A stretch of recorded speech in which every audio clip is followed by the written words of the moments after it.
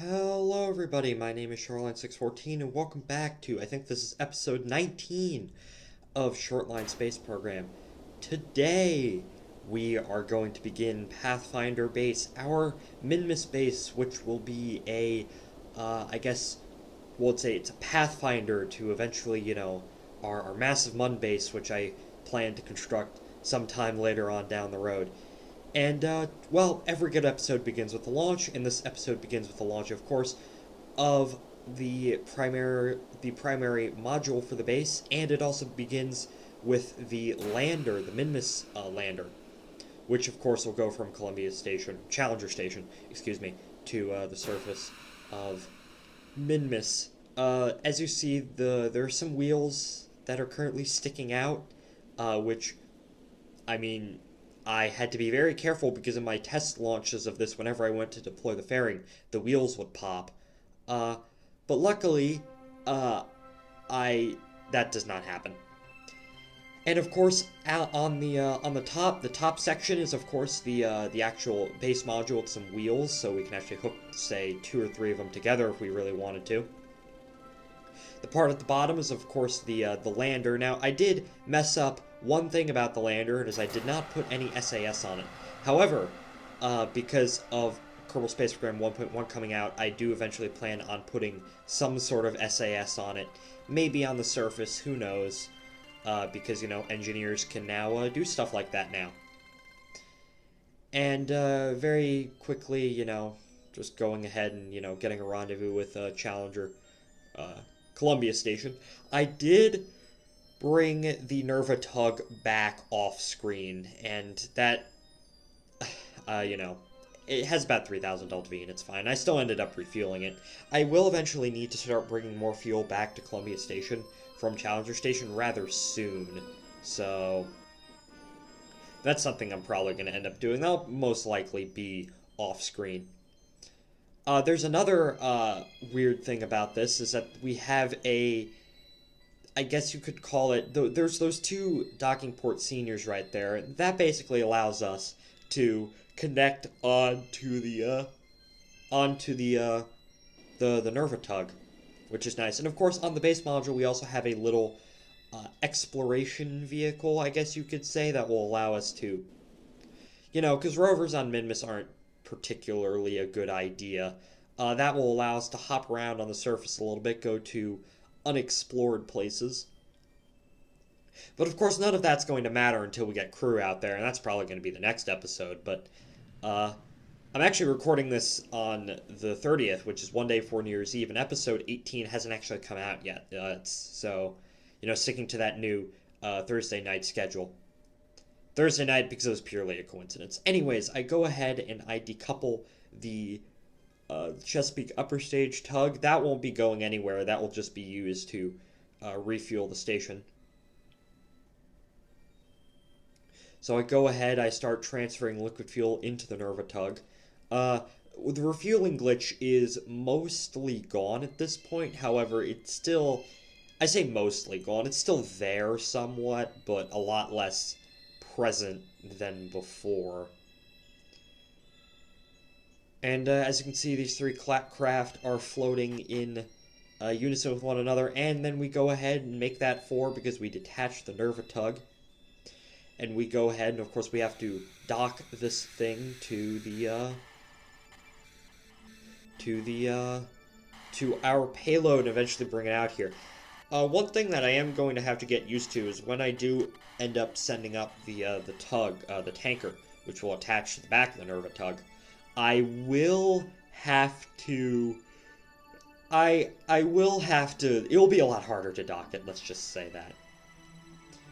Anyways, I come up and I float up, and of course the docking ports on this and the docking ports, the RCS on this and the RCS on the payload aren't entirely, like, this has 1 pair of RCS thrusters and it's not in the most ideal spot. Like the base module doesn't actually have the RCS, and I generally like to dock the payload to the tug because it's easier to dock smaller things to larger things. You can get a better look at that little exploration, I guess, jetpack. Enhanced jetpack? I don't know. It can carry some experiments, which is nice. Like surface equipment, which is pretty cool. Doesn't have a lot of Delta V, though. It only has around 600. Well, that's actually enough to actually get into orbit around Minmus. I highly doubt we are going to be going into orbit around Minmus. I guess when we actually start to use that, I'll have to be careful about what I, be very careful about where I go for. Excuse me, I am recording this late at night, and, well, I don't really talk a whole lot continuously at all unless I'm recording these, and apparently I yawn a lot when I try to record them. This is my first take, and honestly, I think it's going to be my only take because I want to get to bed and I want to get this done tonight. Anyways, I go ahead and get the payload docked to the tug, and then just do the standard thing of getting this docked to the station. Probably should have cut this out. I keep saying that each time, and I never do because I'm dumb. But it doesn't really take too long. Of course, we have 4 different tugs on the station. And, although this tug actually has the normal skipper engine instead of the mainsail engines, all the other tugs have mainsail engines, which I've never actually had to use those before. I've had to use the tugs, like, once or twice. I've had to use the tugs, like, once or twice before. They're mostly there for refueling, although when we do go to build our lunar relay network, I am probably going to use some of these tugs. So, and even then, they're still useful for storage, which is like fuel storage and whatnot. And there, you can send them out to the moon and use them as like relay tests. I didn't do that this time because this had nowhere near enough fuel to actually get out there. At least I don't think it did. Anyways, I go ahead and I use whatever fuel I left in this to end up deorbiting it. And that's all fine and good. And we switch back to our Nerva tug with its payload. I go ahead and I orientate it into the right direction, and I go ahead and I click a maneuver node and start fiddling around with the maneuver nodes to get all the way out to Minmus. I do get an encounter, and of course, since our station is actually in a retrograde orbit, because when I went to go put it into an orbit, I got really confused for some reason about which direction I was heading, and accidentally put it into a retrograde orbit. We're gonna have to put that into a retrograde orbit as normal. I would probably put into a prograde orbit, but the station is so big at this point, I don't feel like it would be worth the hassle. It does cost a fair amount of Delta V. I might just cheat it into like a 50 by 50 kilometer prograde orbit for once, but because honestly, I do not want to do that, like conventionally. Anyways, and we're off to Minmus, and I was actually concerned about hitting the station, but my fears they're unfounded as we fly past Columbia Station in grand style. Of course, the Nerva tug, once proving its worth as this is its... I actually don't know how many times we use this thing. It's probably like 5 or 6 at this point. This thing is very useful. We wouldn't be able to get all these large payloads out to Minmus without it. Like, the lander and what's it called? The actual Pathfinder Base module, those are 37 tons in total, and God knows I wouldn't be able to do this with conventional rockets. Well, I probably would, but it would be much, much bigger. While it's not the fastest way of getting stuff out there, it probably isn't the quickest because, you have to do a bunch of rendezvousing. It is the most efficient because I could launch multiple things at once and send it out there. For example, when we sent the first parts of Challenger Station out there, I had to dock 2 of those to Columbia Station, and I docked them and I sent them out all as one giant craft. Although there was the Columbia Station, or Challenger Station. I get the 2 confused. There was the Challenger Station before the Challenger Station, which was just the tankers that I used to refuel Columbia Station. Except I sent them out to Minmus as a test of this Nerva tug, and that temporarily became Columbia Station. And then I sent out the 2 main truss segments. Challenger Station became Challenger Station. You know what I mean. You can go back and watch the episodes. Anyways, due to my idiocy, of course, I said earlier, I have to put this into a prograde orbit, or retrograde orbit, because I put the station in a retrograde orbit because I am actually stupid and don't pay attention.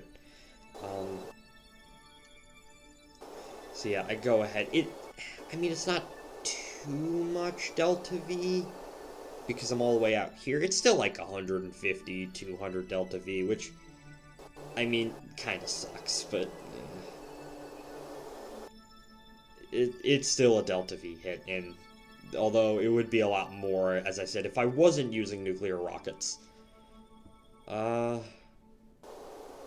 Anyways, I go ahead and I try and get an encounter with the station.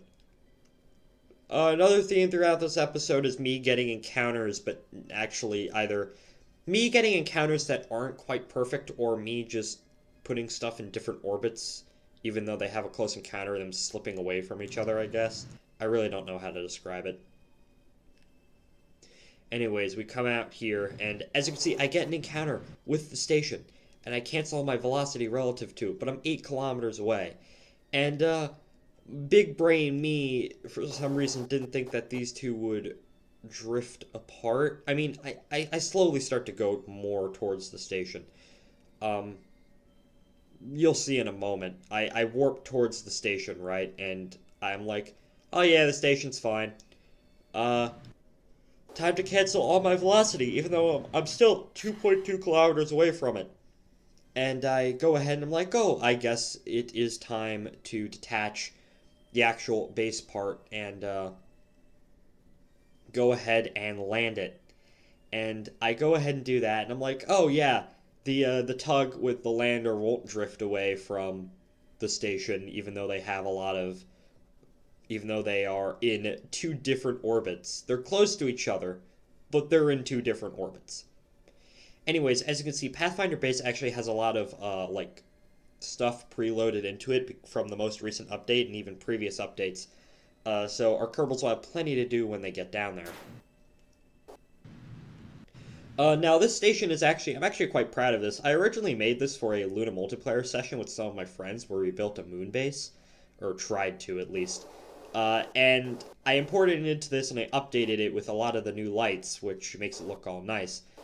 So I'm actually quite proud of this. Of course, the other random tank on the other end is to balance it out so this thing can actually land properly. It's still rather strange to land because of, you know, how it's controlled. Anyways, I decided that we were going to put our base at the Ice Cream Highlands, as I think I called it.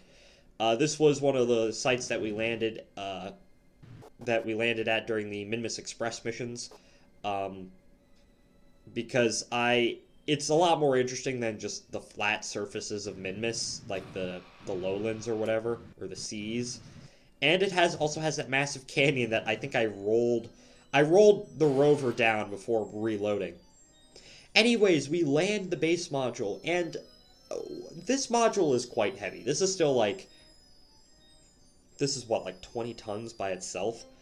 Which means that it's actually heavy enough not to actually bounce around on Minmus a whole lot, which is good. However, it's still Minmus, so brakes really aren't that too big of a thing. I wanted to position this between the Minmus Express lander and the Minmus Express rover. So I tried doing that, but of course brakes don't work on Minmus all that well, and of course I go through a rock because, you know, this is KSP, and those rocks, you can't actually hit them. So as you can see, I turn on my brakes, right? And I go ahead, and I just continue rolling, because, as I said, brakes don't work on Minmus. And of course, this is all at 3 times speed. So, you know, it may look fine on your end, but on my end, it really wasn't fine. Anyways, I go ahead and decouple our counterweight because we really don't need it. It's just another random part on the surface of Minmus that's going to clutter up stuff. Maybe we can send an engineer out and, like, do stuff with that later.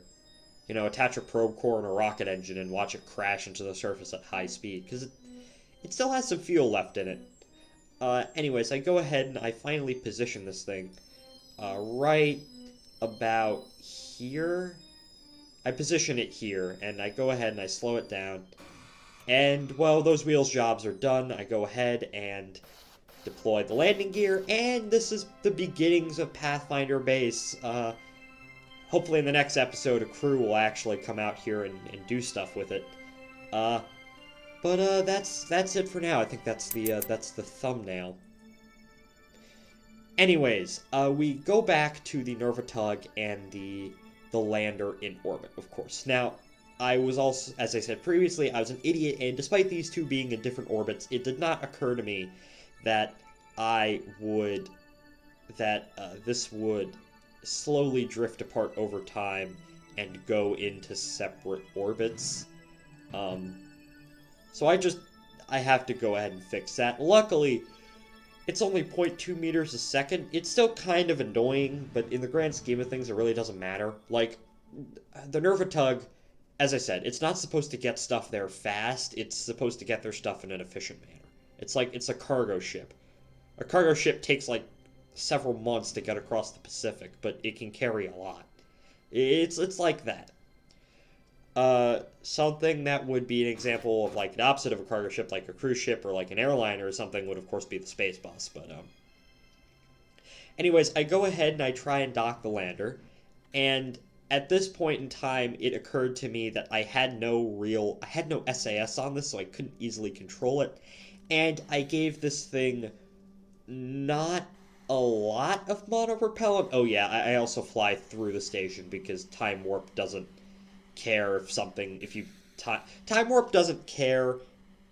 Time Warp stuff doesn't actually load in. Like, it's not like physically there and you can't interact with it, so I can just like warp through stations and it's just all fine and good. So one of the things I was actually quite concerned about is that I would use up all my monopropellant and I would actually leave this thing adrift in space. So I'd have to like take the construction vehicle and, dock to it and, fill it up with more monopropellant. It would be a complete mess. But luckily my fears were unfounded, and of course, as I said, later on I can always just go ahead and use the engineer to get out an engineer and like attach an SAS module somewhere to this. It can be the small SAS module, it really doesn't matter. Anyway, that's going ahead and docked, and because I have some leftover ore on the station, I went ahead and I started using that ISRU. I'm going to have to land the what's it called? The mining landers again to get more ore to convert into sweet fuel for this tug, but of course I'm going to do all that off screen because I don't think an episode of me doing that 100 times is particularly interesting. It's interesting the first time. Probably not the second or third or fourth or fifth time. Anyways, I go ahead and I jettison that adapter. Luckily, it didn't hit the station, but all I'm going to say is, let's just pretend that it went ahead and, due to Minmus's not uniform gravity, it deorbits and crashes into the surface of Minmus at very high speeds. Anyway, you've seen this a bunch of times, me trying to dock to the station. I was actually quite afraid during this that I'd hit one of the solar panels for whatever reason. But my fears tend to be unfounded most of the times in this game, and half the time I just forget to do things. But anyways, I think this is the end of the episode, as me coming into dock this. So thank you all for watching. Please, if you're on YouTube or BitChute, like, subscribe, and comment, tell me what you think. I stream games on YouTube and Twitch fairly often. I don't really have a schedule. If you want to subscribe to me, that's fine. I mean, you don't really have to. I'm very confident. And join my Discord server if you want to talk to me for whatever reason. And my name is Shortline 614. I'll see you in the next one. Goodbye.